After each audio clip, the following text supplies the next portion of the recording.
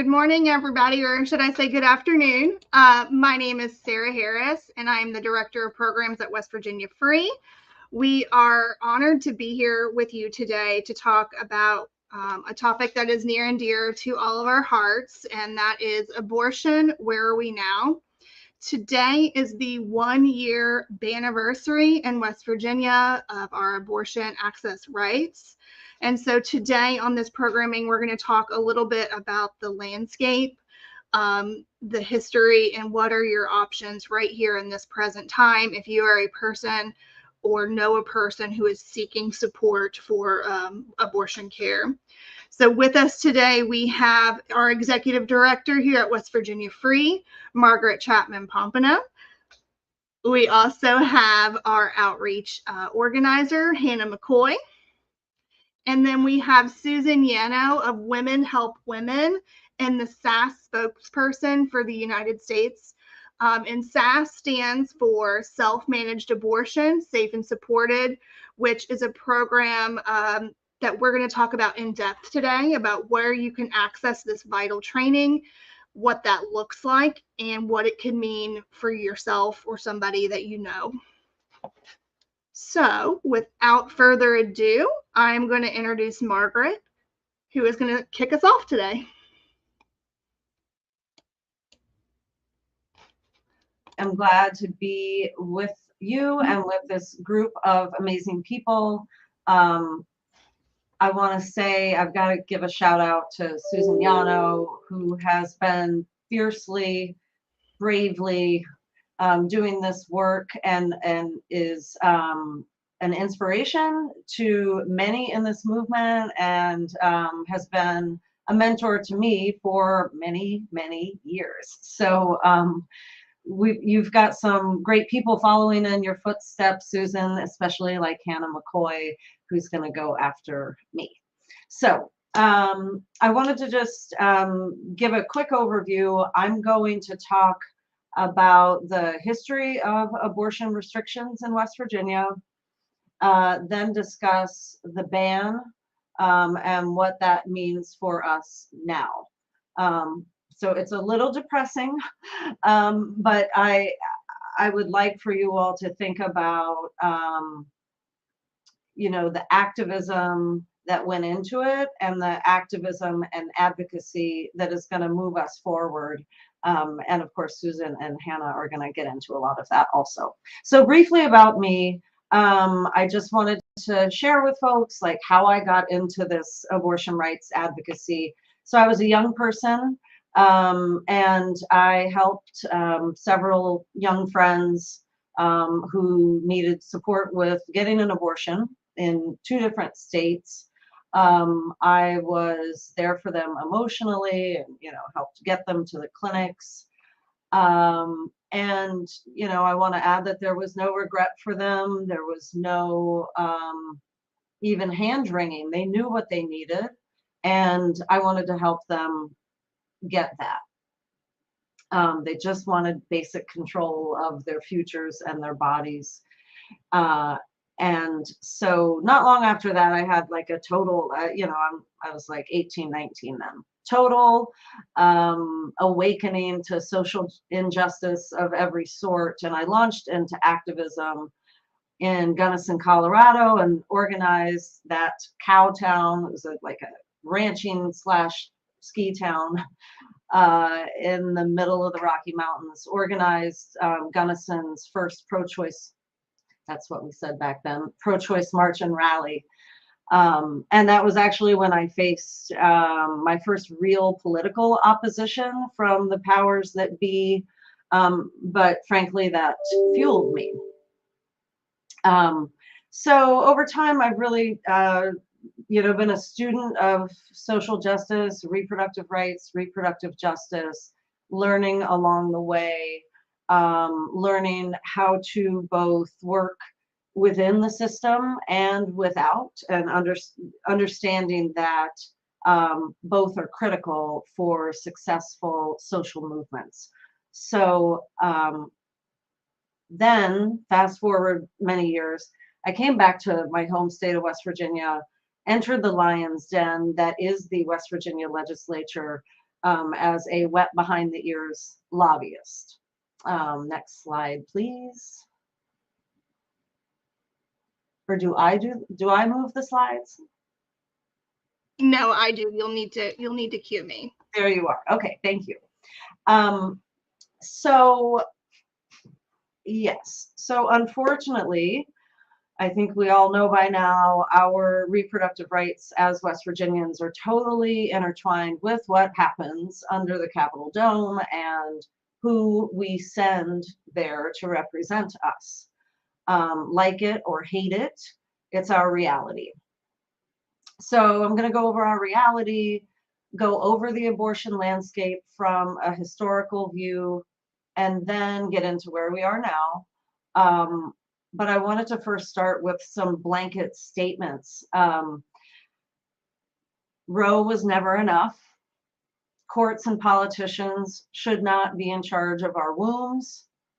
Abortion has always happened and it always will, unless there's some magical thing on the horizon, right? We are reproducing creatures as human beings. Mistakes happen, things go wrong. They may not go as we hope or expected. And we have deep basic desires to control our bodies and our destinies. And that is righteous and it is real. Abortion bans hurt all of us. And they hurt the historically and contemporarily most oppressed people in our state, in our nation, in the world, especially people of color, LGBTQ folks, and poor rural folks. Our healthcare shouldn't depend on our zip code or how much money we make, the color of our skin, or our sexual orientation.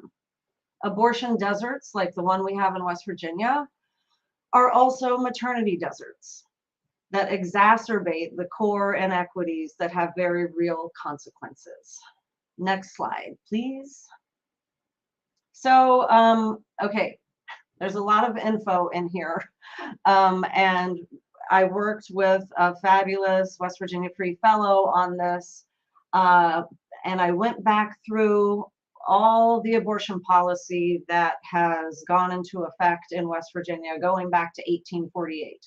It was quite the trip down memory and history lane. So I'm not going to skip ahead, but you'll see there, and I hope you can see it, in 1848, before we were even a state, ended up taking the Virginia Constitution. We seceded from Virginia, right? Yay, best Virginia. But now Virginia is looking good in a lot more ways than West Virginia in terms of policy. And so that statute criminalizing abortion lay dormant, especially after Roe v. Wade was settled. And yet, there certainly were policy opportunities to restrict access even after Roe, and there were subsequent court decisions that enabled more leeway for states to chip away at abortion access. But we in West Virginia had a really exciting ruling from our state Supreme Court that found that our state constitution afforded a greater right to health and safety and privacy than the federal one. So we were able to have Medicaid funding for abortion. This was huge. We were one of 17 states that said your access to abortion care shouldn't depend on how much money you make. And when I came to West Virginia Free in 2002, NARAL, some of you all may not know what NARAL is these days, but it was a national abortion rights organization, and they would grade states on their reproductive rights policy. Well, we had a B at that point, and a lot of that was like having Medicaid access, which was like the crown jewel, but other good things too. If you want to hear about some of the good remaining stuff for repro policy and law, follow up with me and I'll tell you about it. But these, you can see from the hurdles here in the graphic, we started seeing more and more hurdles. Now, the Democrats were in charge. By the way, this is a nonpartisan presentation. I'm just giving you the factual elements. Democrats were in charge. They were still introducing and passing abortion restrictions. But it really wasn't until, well, wait, let me say before I go on to the takeover. We at West Virginia Free did a lot of polling of statewide voter attitudes about abortion access, because we constantly heard as advocates at the Capitol that West Virginia is a pro-life state. Well, that was not our experience going out into our communities and talking to people.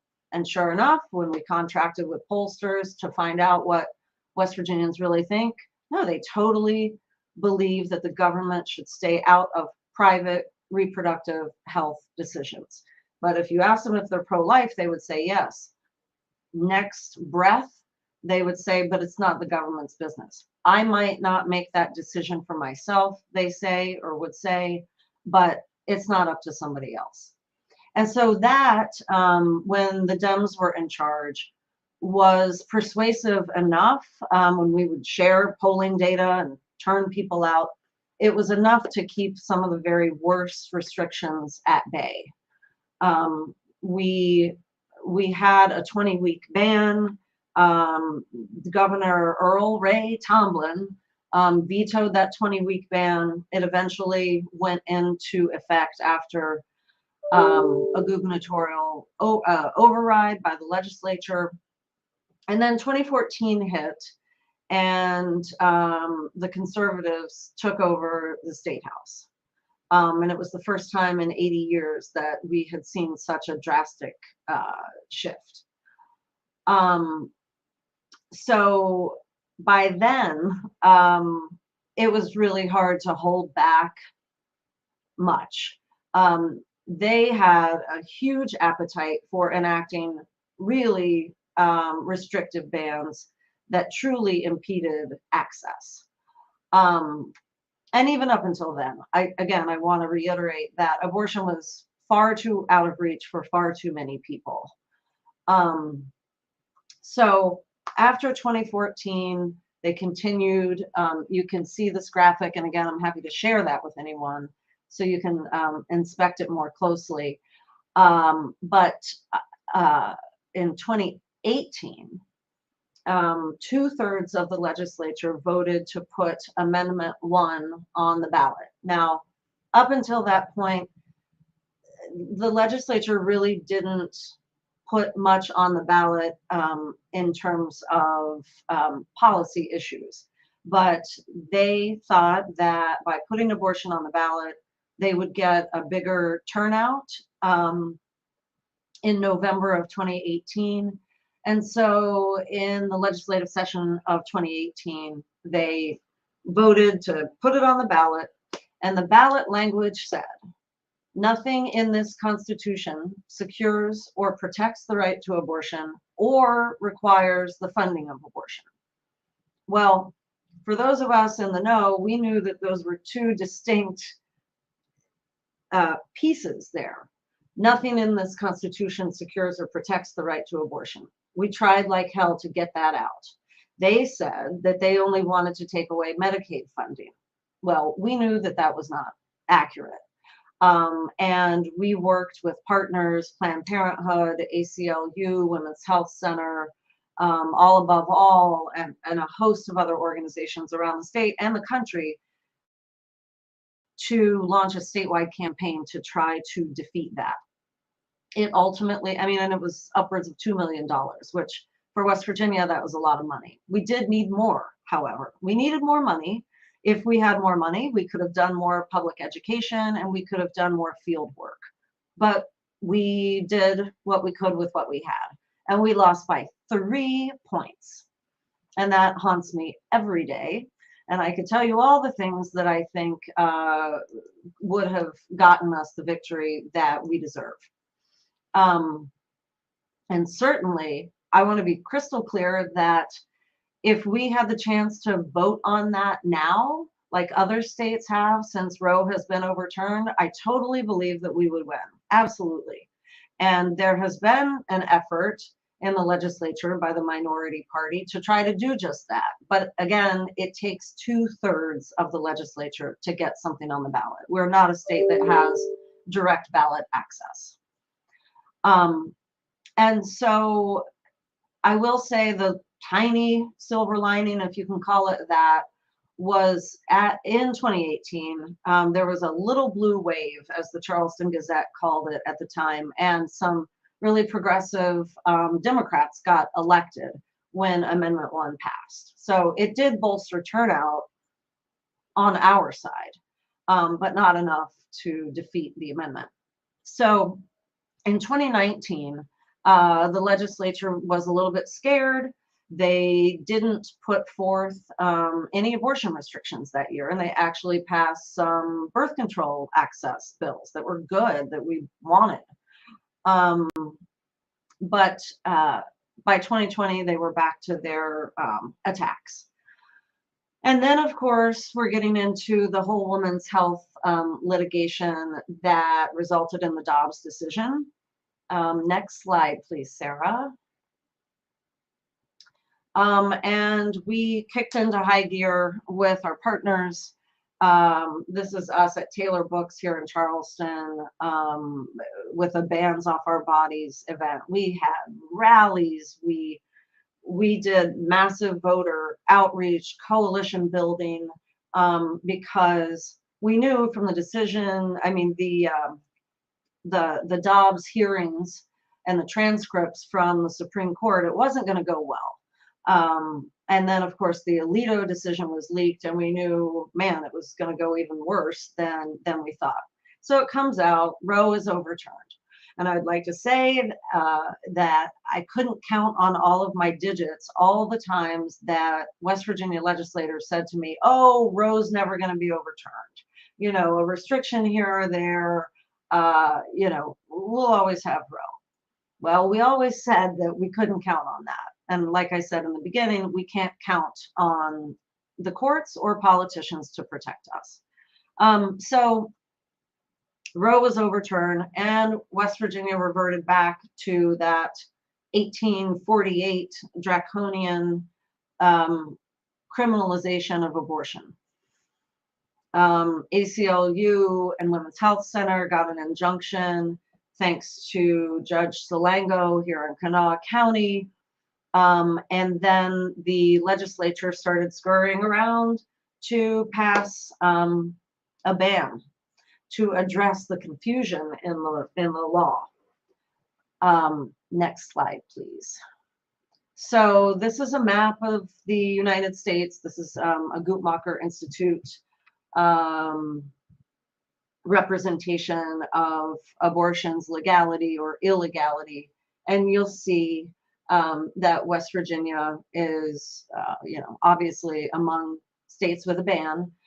We were the second state in the nation after Indiana to pass a ban. And let's see.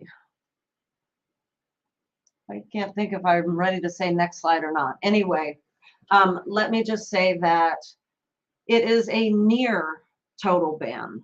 And I don't say near total ban to make anybody feel better. I say it because we should be forcing our healthcare providers and our elected leaders to enable West Virginians to take advantage of the very, very narrow exceptions that the ban offers. So what are those exceptions? If you have been raped or are the victim of incest, adults have 8 weeks to get an abortion.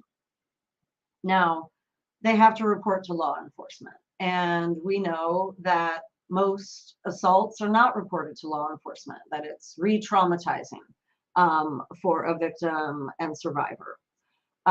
Minors and incapacitated adults get up to 14 weeks. So again, these gestational limits are pretty arbitrary, and they certainly don't reflect the possibility that the person may not even know that they're pregnant.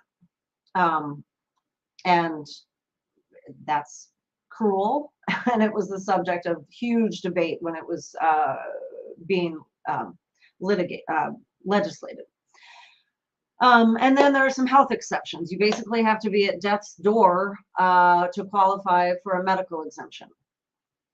But so what do we know? Has this ban stopped abortion? I want to see yes or no. Has this ban stopped abortion for West Virginians? Right. No. It's just made abortion harder to obtain.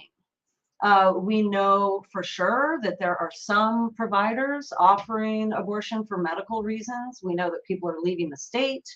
We know that they are self-managing, and I'm going to leave those topics to Hannah and Susan to discuss. Next slide, please.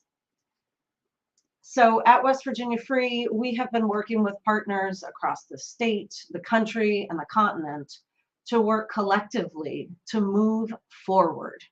We will not be defeated.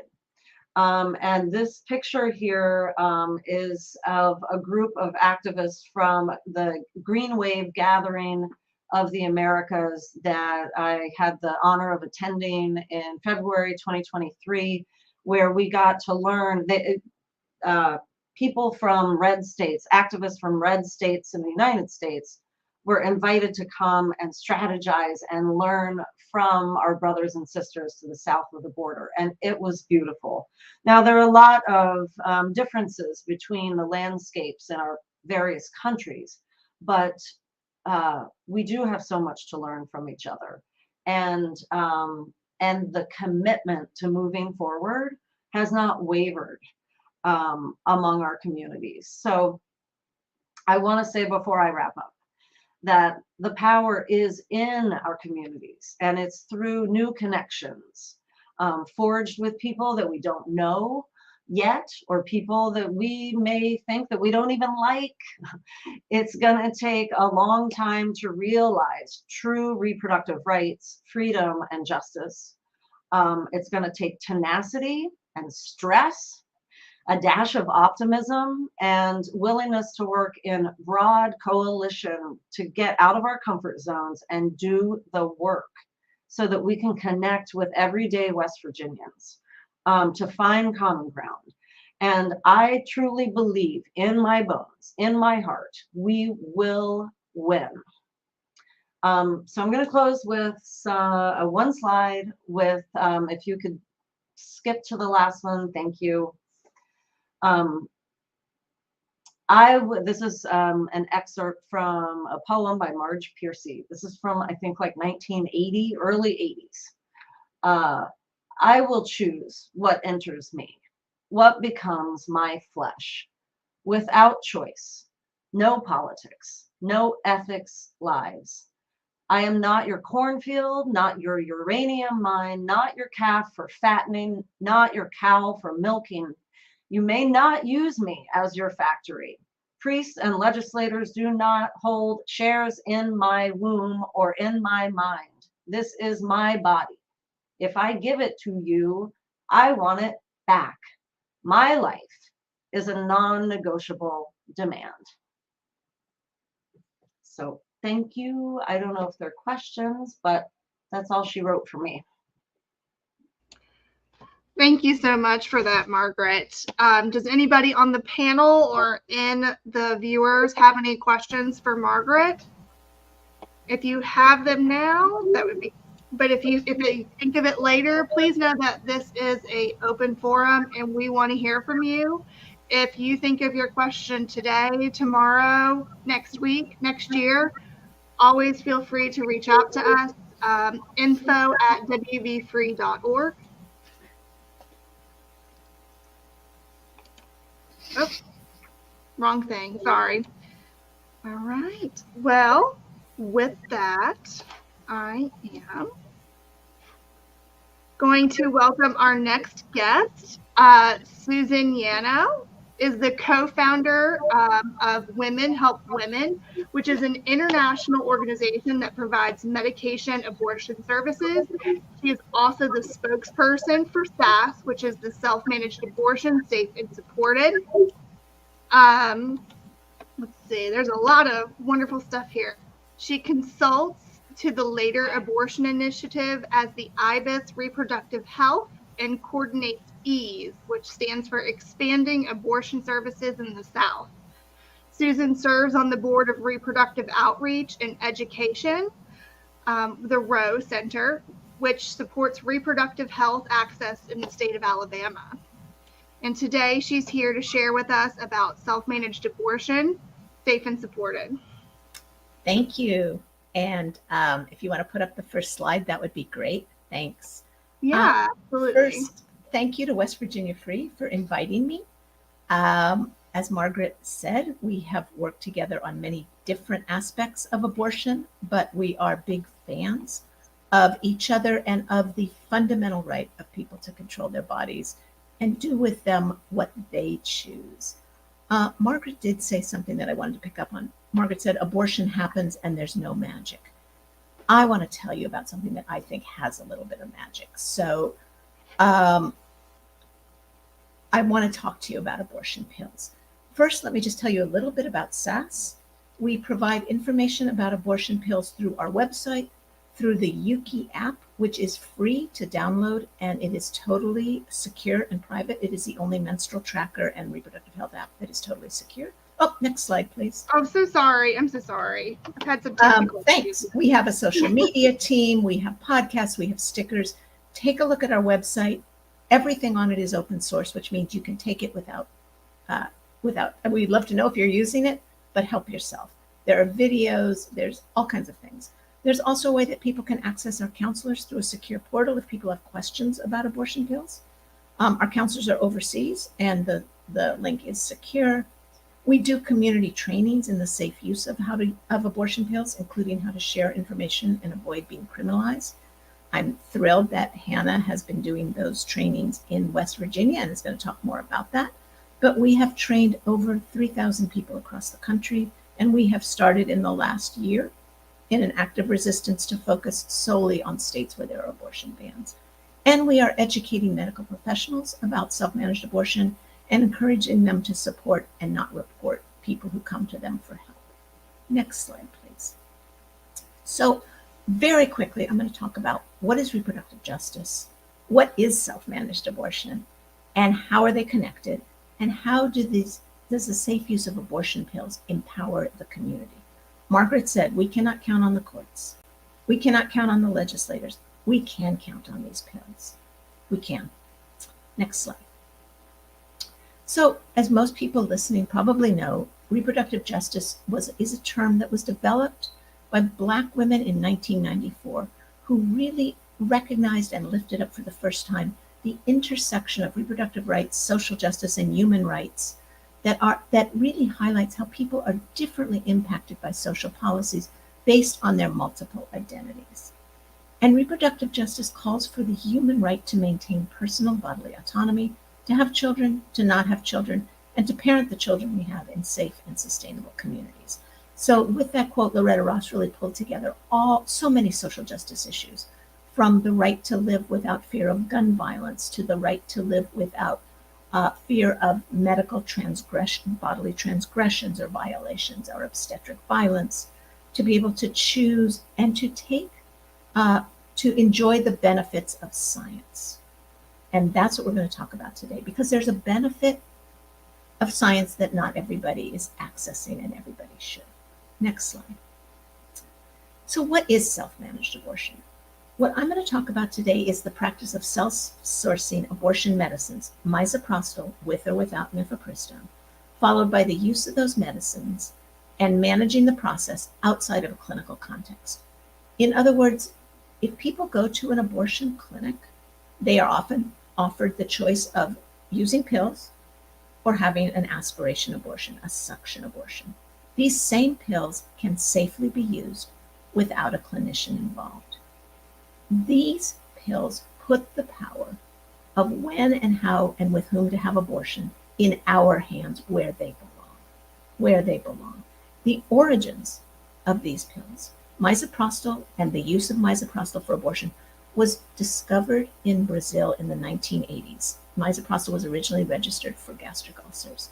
So Latin America, people in Latin America have been using these pills for years, and people from those countries who live in this country. Remember, we just moved that border between Texas and Mexico a little bit.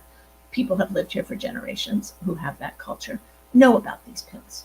So while there's a lot of attention being focused now, we're a little late to the game, but because these pills have safely been used by people to have safe abortions for over 40 years.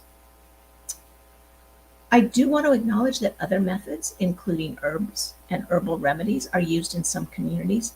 The reason I talk solely about abortion pills is these have been the World Health Organization has declared these as essential medicines.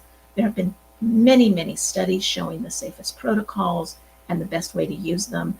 And I just want to lift up the World Health Organization protocols because that is sharing information.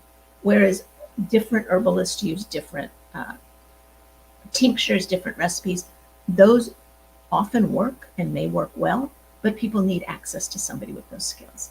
Anybody can learn how to safely use these pills. Next slide, please. So again, self-managed abortion, like reproductive justice, is at the intersection of human rights, reproductive justice, and our right to feminist autonomy. A year ago, as Margaret lifted up, the Supreme Court eliminated the constitutional right to abortion and overturned Roe v. Wade. We're now, since I made this slide, up to 16 states that ban the provision of abortions with almost no exceptions. And while Margaret lifted up those exceptions, getting access in those little windows is almost impossible. So I consider it essentially a total ban. Any doctor will tell you that there's no way to know when somebody's almost about to die. But we have these pills with or without a clinician. And frankly, whether a doctor hands you the pills, I hand you the pills, or you hand them to yourself, the pills work exactly the same way, right? So if people have good information, anybody can use these pills. And they ensure that we have the right to reproductive autonomy. Next slide, please. So what do we need to know? Well, I really think I want to lift up the importance of changing the laws back, and people should have the choice of going to a doctor if they want to and being able to go to a clinic. I also want to lift up this as a really safe alternative. And in some places where people cannot travel, they don't have anybody to watch their kids. It's not, we have funds that can help people get to Maryland or DC if they need to from West Virginia, but some people can't leave for all kinds of complicated reasons. These pills can save lives. So I want to just lift up what activists need to know. They need to know how the pills work. They need to understand how very, very safe they are. In spite of all the anti-abortion rhetoric, these pills are safer than most medicines that people take over the counter. People need to understand how to minimize legal risk when they're sharing information or using the pills, and they need to know about resources for support. So I'm going to use the rest of my time to very quickly go through all of that. Next slide, please. So this, I hope you all know, is a uterus. And how does misoprostol work? Anybody who's had menstrual contractions or had a baby or had a miscarriage knows that the uterus is a muscle that contracts and pushes out whatever is in it. These pills, misoprostol, causes uterine contractions. It causes a miscarriage. When it's used in combination with mifepristone, it's even more effective, but it's misoprostol that works the magic. Almost everybody, regardless of age, regardless of gestational age, up through into the second trimester, if people have good instructions and understand how to use the pills, they are very safe and effective. In the rare case that people need to go to a doctor for follow-up, if there's some kind of complication, people can say they were having a miscarriage. 15 to 20% of all pregnancies end in a miscarriage. All doctors in every state, including states with bans, know how to treat a miscarriage. There's no test of blood or urine for these medicines. If a person says, they had a miscarriage and doesn't say they use the pills, they will get the treatment they needed. The treatment is the same, whether it's a spontaneous miscarriage or a miscarriage with pills. Next slide, please. So are these pills really safe? So serious complications occur in less than 0.3%, okay, less than 1% of all people who use abortion pills. And just in the clinics, never mind what people are doing outside the clinics, there have been millions in the US of people who have safely used these pills. So these statistics are based on really good studies that have been done of people using the pills in the clinics. But I want to compare that to some other statistics, right? Because nothing is totally safe. Crossing the street is not totally safe, right? Maternal mortality rates in this country are terrible.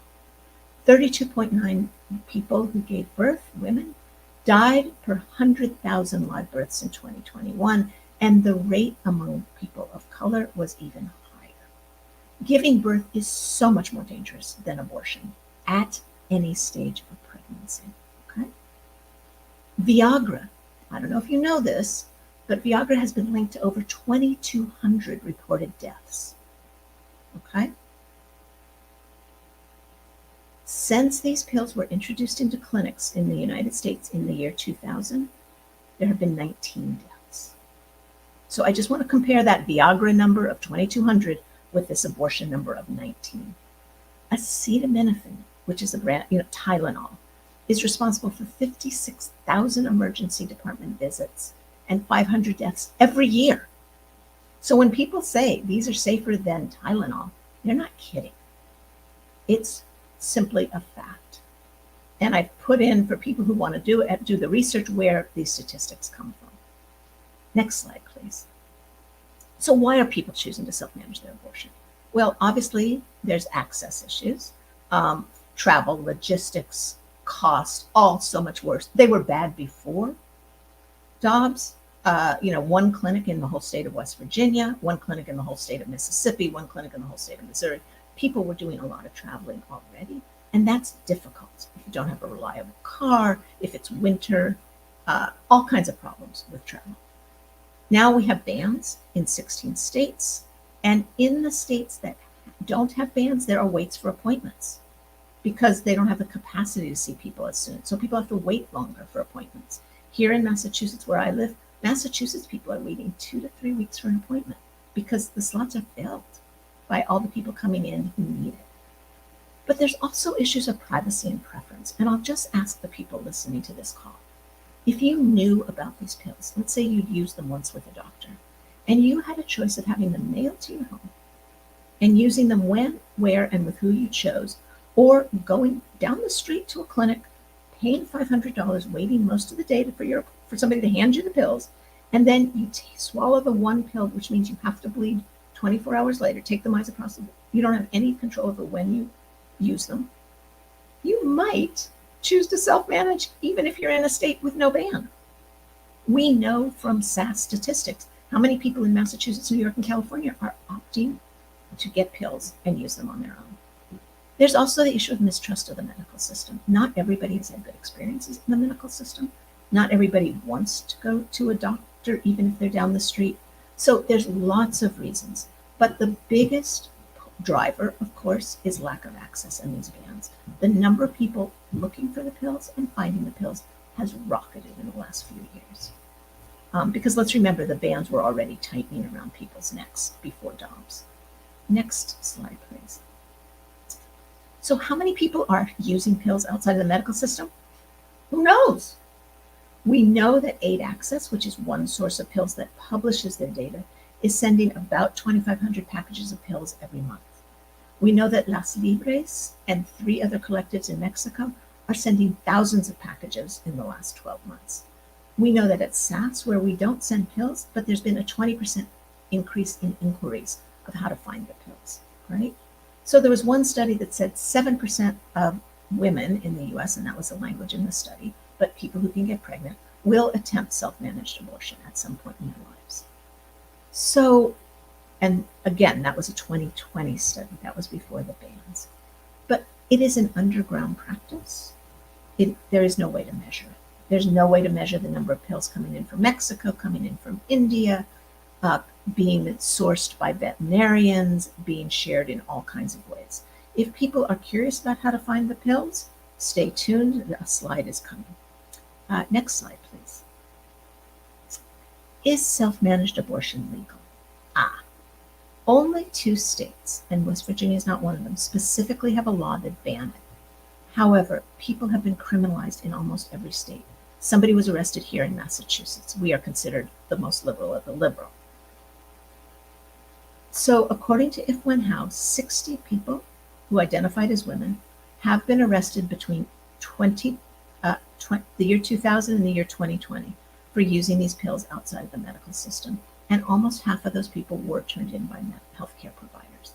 And that is why it is so important that activists understand how to use the pills, how to give people good instructions so that people don't feel like they need to go to a doctor, and recognize when it's a serious complication and when it's just the normal process, and know what to say if they do go to a doctor. Next slide, please. So one of the things that excites me about abortion pills is it changes our whole way of thinking about abortion. When we take control into our own hands, we destigmatize the process. If 3 of us get together to support a friend while they're using the pills, we break the stigma. When we understand how these pills work, we demedicalize them.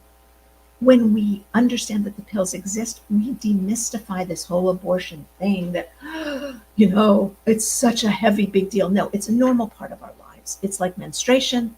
It's like STIs. It's like having kids. It's all part of what comes with having a uterus. And many of those experiences will come to many people who have uteruses. The powerful thing about self-managed abortion, as SASS promotes it, is that non-clinicians are providing the information within their communities. It is community empowerment.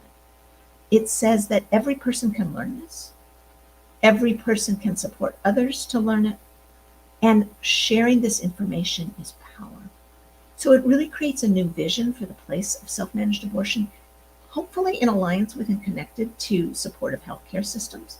But when we reverse Dobbs, self-managed abortion should have a place, a legal recognized place in the provision of care. So we call this our 4D approach: to demystify, let people know that the pills are safe, effective, and available. Demedicalize them. Don't need to wear a white coat or go to years of medical school to understand them. Destigmatize them. Everybody should have them in their medicine cabinet for themselves and their friends ahead of time. And of course, decriminalize them. Next slide, please. So I just want to quickly share some resources that are available to help people. And if anybody wants this slide, West Virginia Free will be happy to send it, these last slides, because I want everybody to have this information. So let me go through the groups really quickly. Next slide, please. So of course there's SASS, which I've been talking about. Our website, abortionpillinfo.org, has a link to the Yuki app and to all kinds of these other groups and to abortion. Get on the website, learn. Next slide, please. Yuki is the app I mentioned. It is free to download. All information stays in the phone. It is never uploaded to the cloud. It is passcode protected. And because it's not uploaded to the cloud, nobody can access it. So you lose your data, you lose your data. There's no way to replace it. It's available in English and Spanish, and it was created for the United States. Next slide, please. The Miscarriage and Abortion Hotline is staffed by clinicians who are very skilled in medication abortion. It is secure, it is anonymous. If somebody is using the pills or about to use the pills or has used them in the past and has questions, this hotline is staffed 16 to 18 hours a day. Next slide, please. Reproductive is a hotline of activists who have been trained in self-managed abortion. They also will answer questions, and they provide some funding if people need to buy the pills. Next slide, please. If, When, How has the Repro Legal Helpline. If anybody has a legal question, what can I say? What can't I say? In my state, is there a different risk than in Alabama? Whatever legal questions people might have, clinicians who say, what can I say? Can I help? This is the number to call. Next slide, please.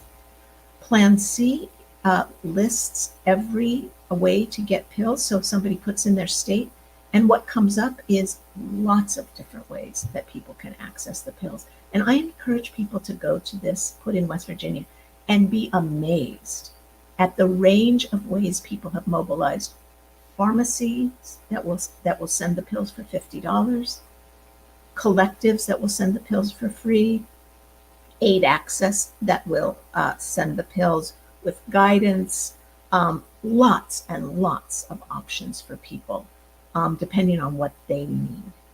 The one caveat about Plan C is they only talk about mifepristone plus misoprostol. Misoprostol alone is very effective and is more easily available in many places, very inexpensive, particularly in more rural areas. So in the trainings that I know Hannah's going to tell you about, it's really important that people understand that misoprostol can be used alone. And by the way, misoprostol is the pill behind me. That is a picture of a stomach, not an elephant. They were originally registered for gastric ulcers. Misoprostol is used by veterinarians to treat ulcers and arthritis in dogs. It's used by pet breeders when there's a litter they don't want. It's used by horse breeders.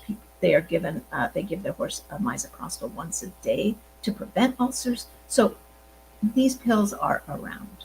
I am not telling people to get them. I'm just sharing information about how they're used. Next slide, please. Again, if you'd like to attend a training on self-managed abortion to learn about abortion pills, I am thrilled that West Virginia Free is regularly offering them. And that is our goal, is to get people in the states sharing people with their constituencies in the ways that fit best. And I think my last slide is just to say thank you. So I hope you will go to our website. I hope you will think and learn about abortion pills. And I'm going to turn it over to Hannah, who's going to tell you how you can learn even more. Thank you, Susan. That was wonderful. Before we jump into Hannah's presentation about the self-managed abortion trainings that we do here at West Virginia Free, there was a comment in the chat from Margaret to you, Susan. It says, it's not the pre-Roe days. She would love for you to speak on the differences in dispelling back alley myths that still pervade. Thank you for that question. So before these pills were available, if somebody wanted to have an abortion outside of the legal system, and of course before 1973, that's all there was, they had to put themselves in the hand of a practitioner.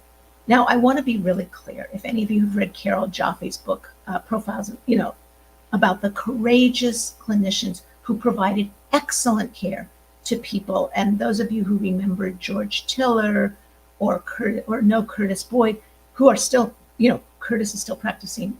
George would have been practicing had he not been murdered. They practiced before Roe, right? There were conscientious clinicians in their communities.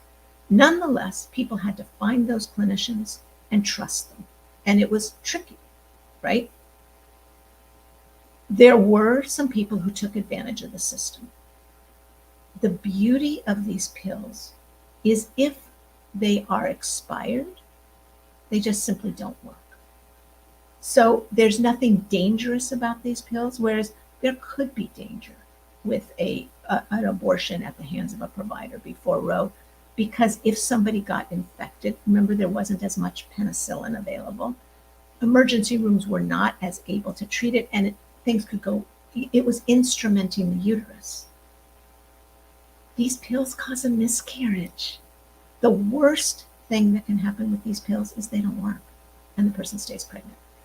In the rare case that they cause a hemorrhage, the person can, which is the exact same chance that a person could have a hemorrhage with a spontaneous miscarriage, the person can quickly go to a hospital. Hospitals in the US have blood supplies. They know how to stop this bleeding and they will be taken care of. So I think it's really important not to use the coat hanger analogy which implies danger. And, to say we won't go back, we're going forward. Roe was not enough. We are going forward. We are not only going to have excellent clinics and excellent training for clinicians and excellent maternal health care, we are going to have these pills in our closets and the knowledge to take care of them, to take care of it ourselves if we want to.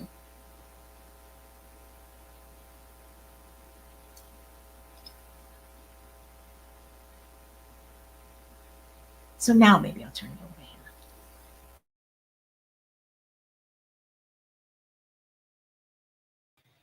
Thank you so much, Susan. I love listening to your presentation and getting to hear a different perspective of self-managed abortion than what I feel like we usually talk about.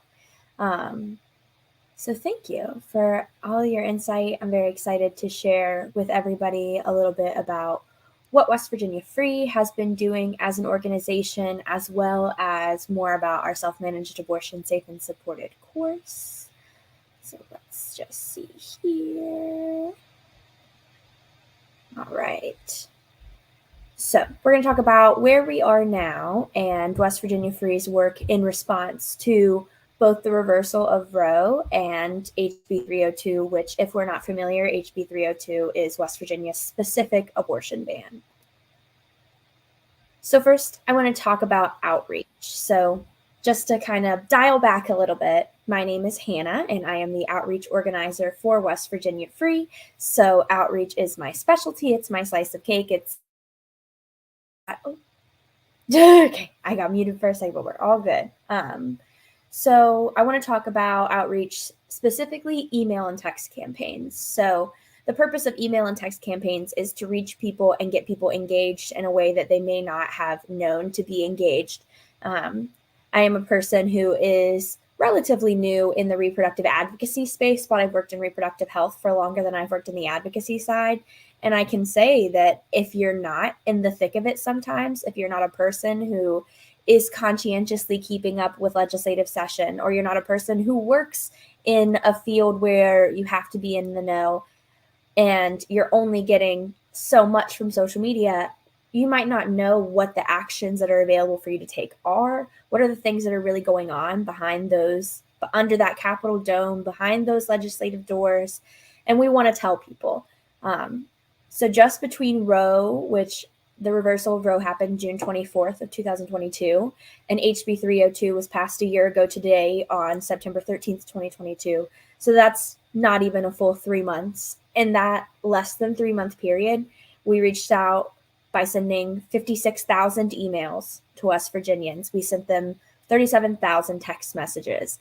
We were trying to reach people from all hollers, from all hillsides, from within our city limits, outside our city limits, and as many counties as we could, to let them know, hey, this is happening in our state, and we need you to take action. And within that, we know that there are actions taken that we cannot record because we sent people phone numbers, we sent them email addresses, we sent them addresses. An action people took was just showing up and being with us in the State House. But we know from our link that we gave people, 1,300 people emailed their representatives through our link and stood up for abortion access in West Virginia.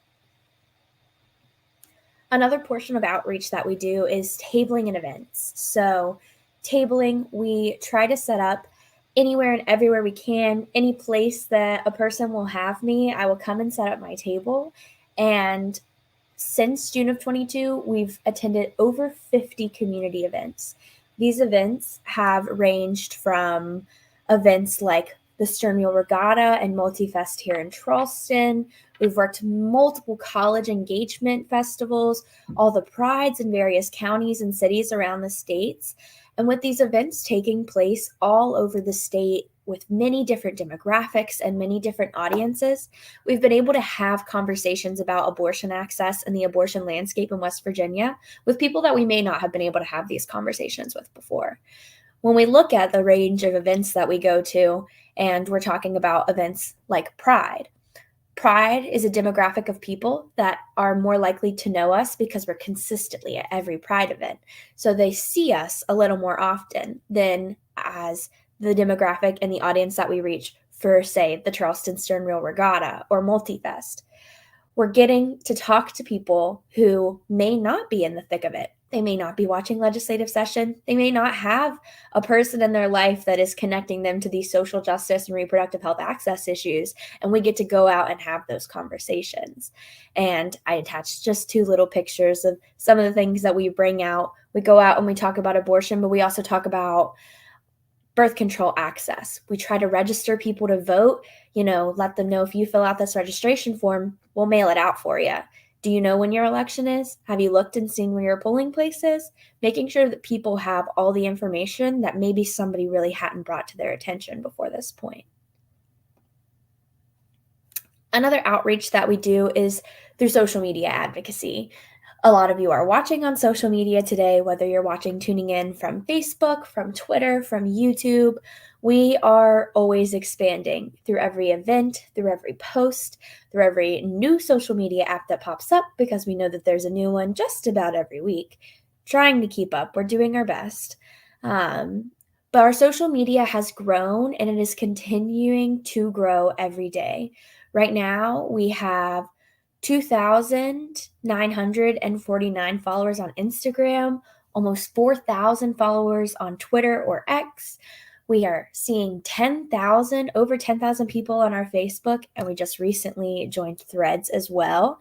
We're trying to jump into as many places as we can get so that we can really maximize the sharing of information and maximize how many people that we can reach and engage, because this is all of our fight.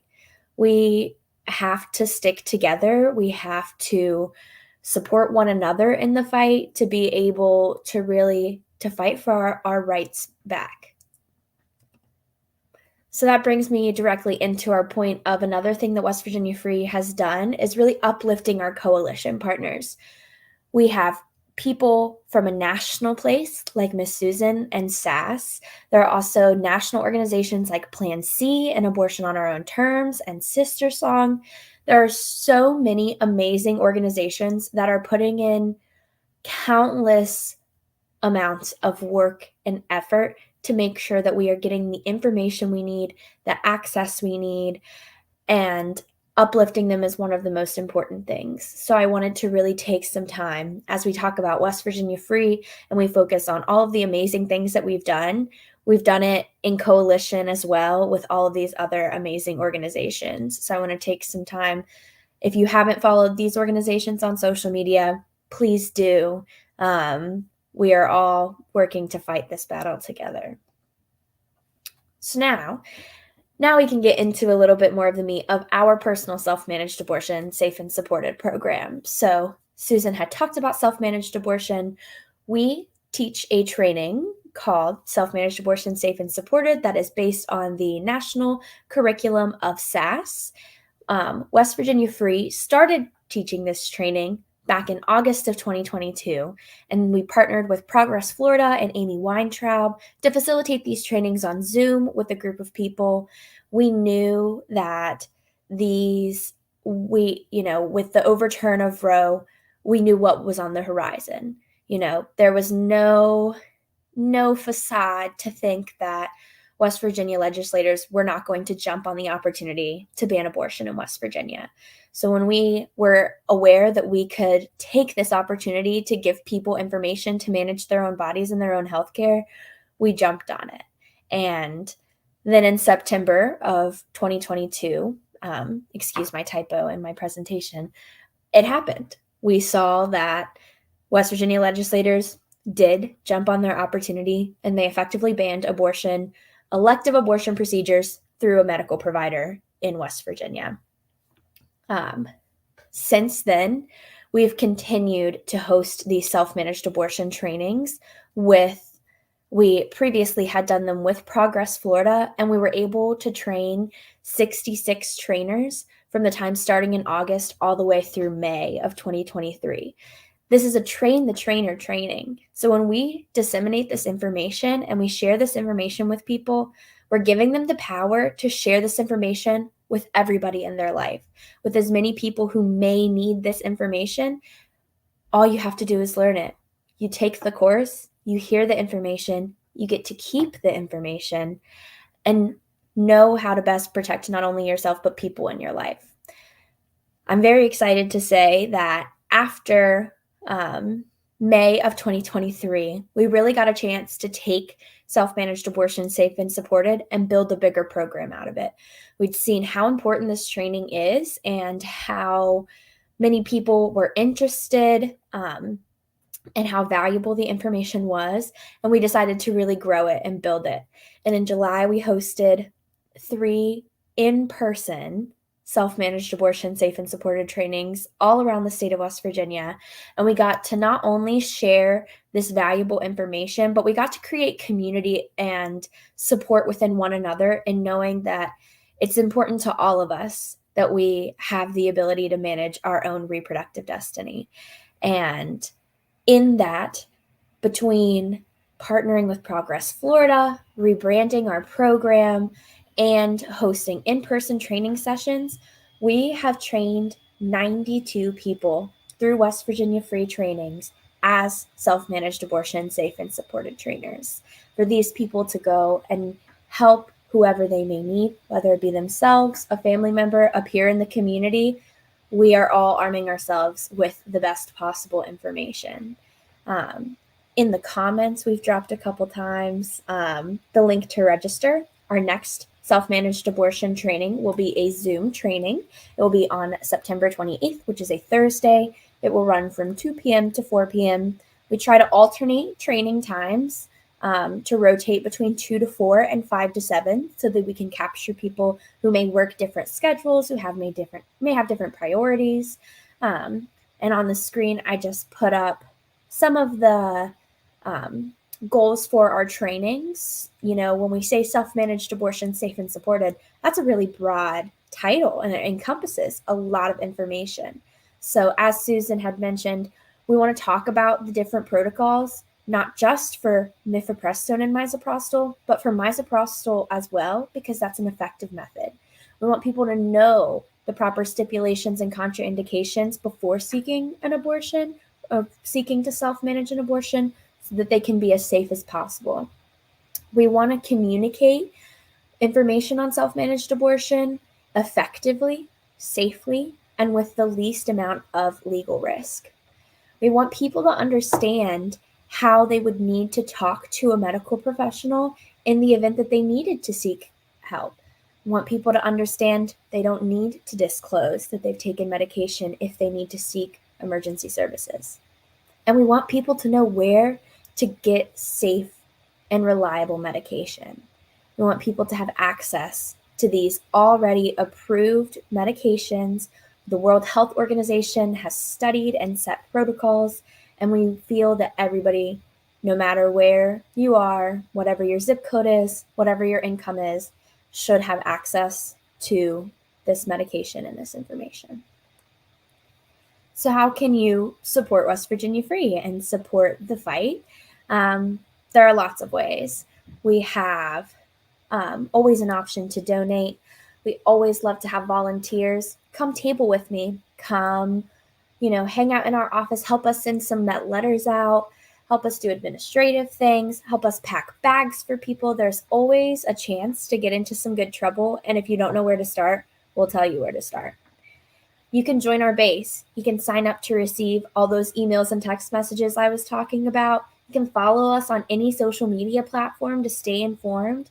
And number 4, come to our events. Come hang out with us. There is nothing better, in my opinion, than really creating community in any way that we can.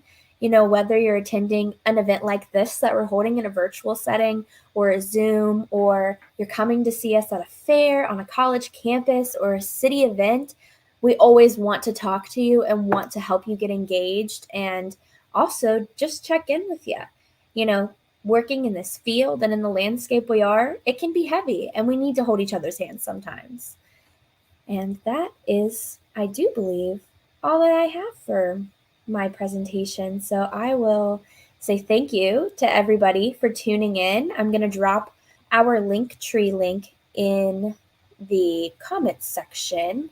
This link tree just has a one-stop shop location to donate, to join our base, to send an email about volunteering. It's got our events and also all those beautiful organizations that I mentioned earlier in our coalition.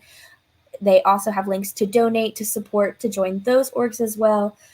So please, if you have a chance, check out this link tree, and it's got lots of great information in it. Thank you so much, Hannah. That was really great. I was scrambling there for a minute. I was telling the group I lost my screen and I couldn't figure out how to get back in. So technology is great as long as it cooperates and works well with you. And that's why we have two people who can see the controls. That's right. I was texting Anna, like, please take over. And let's see. Do we have any comments in the chat? I don't see any. All right, fantastic. So again, I just want to lift up a few things that we talked about today. Today is the banniversary of the West Virginia abortion ban. We at West Virginia Free are a 501c3 nonprofit, and the work that we do on behalf of our community and our state is made possible due to funders and to supporters like you. We have, let me add this up here in the screen. We have designed a t-shirt that I just dropped the image of up here on Margaret's screen that we have done as a fundraiser. It says no forced birth. It has a rhododendron on it, which is our state flower. And it says self-managed abortion, safe and secure. And it says sassy mountaineers are always free. So with that in mind, if you would love to order your own no forced birth, sassy mountaineers are always free, we will drop that link in the chat too.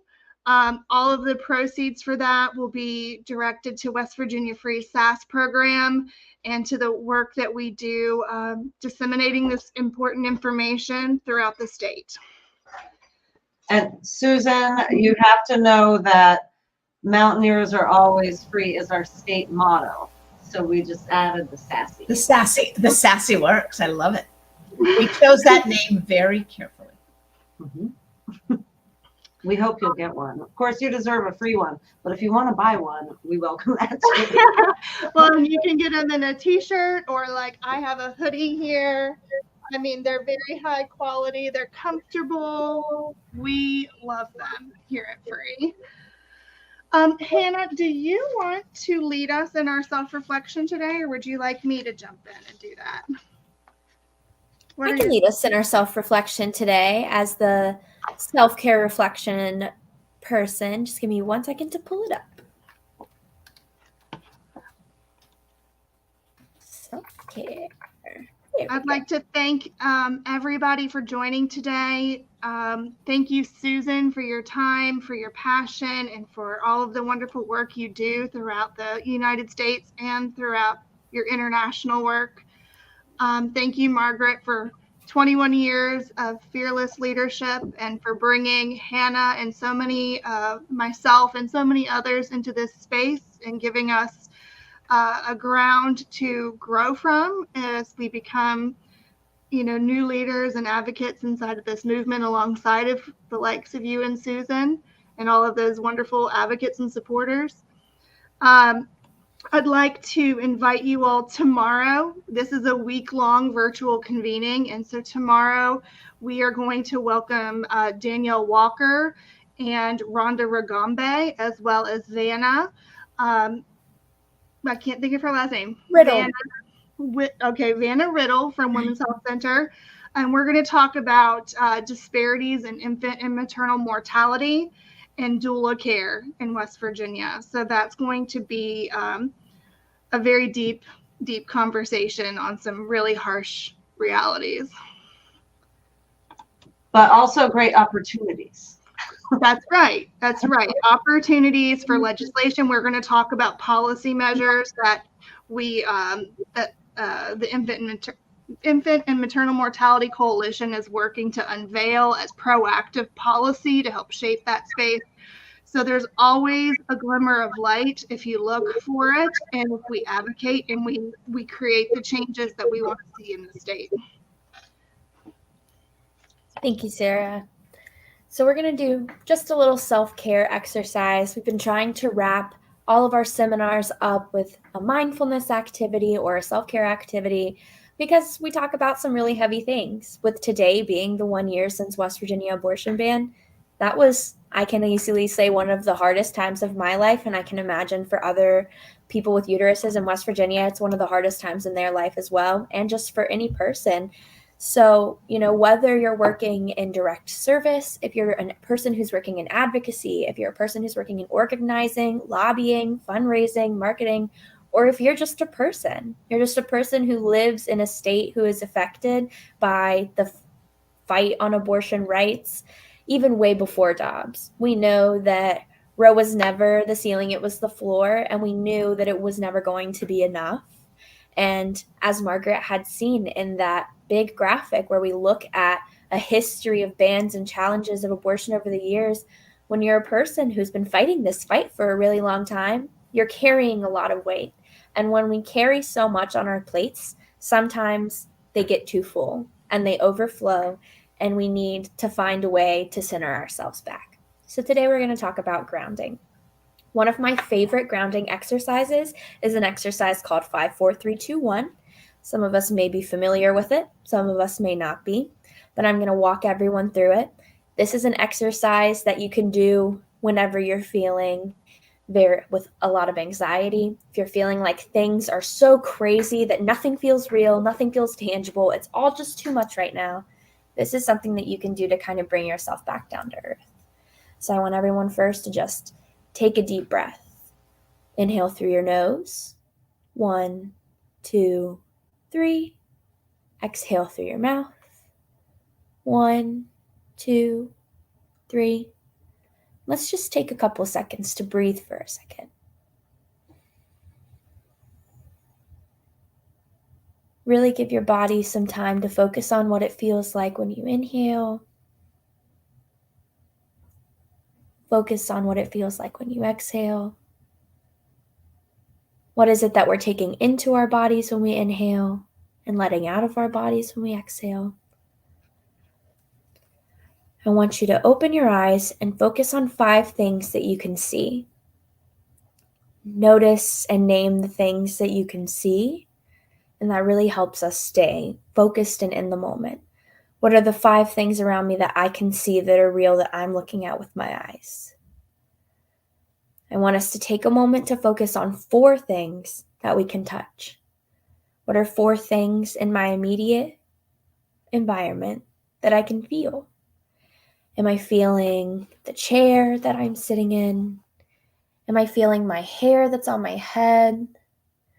I can feel my feet planted against the floor. Now try to focus on 3 things around you that you can hear. Challenge yourself to find the things that are more quiet. I can hear the fan on my laptop. I can hear my neighbor upstairs. I can hear the cats outside my door playing. What are 2 things around you that you can smell? When you're practicing this, try to identify things that might be pleasant smells to you. Is there a hand sanitizer or a lotion that you like? Are you smelling maybe a candle in your house or your office? Maybe you're outside and you can smell the wet ground. And then lastly, focus on one thing you can taste. Do you have a piece of gum or a mint? Maybe you brushed your teeth recently, or you can taste something you had for lunch. Just take a second to really focus on what the inside of your mouth feels like. And then just breathe. And again, focusing on what that feels like when you inhale. Focusing on what it feels like when you exhale. And that's 5, 4, 3, 2, 1 grounding. By focusing on the things that are real, that we can see, that we can touch, that we can taste, that we can hear, that we can smell, we're able to identify where we are right now, be specifically and intentionally present, and sometimes it can remind us that we are just a person in the world, and it's okay that things feel like too much, because at the end of the day, we're a real person, we're existing right here, and we're grounded. That was great. Well, again, thank you to everybody who viewed today, and we hope to see you again tomorrow when we meet for our Lunch and Learn series. Thanks, everybody.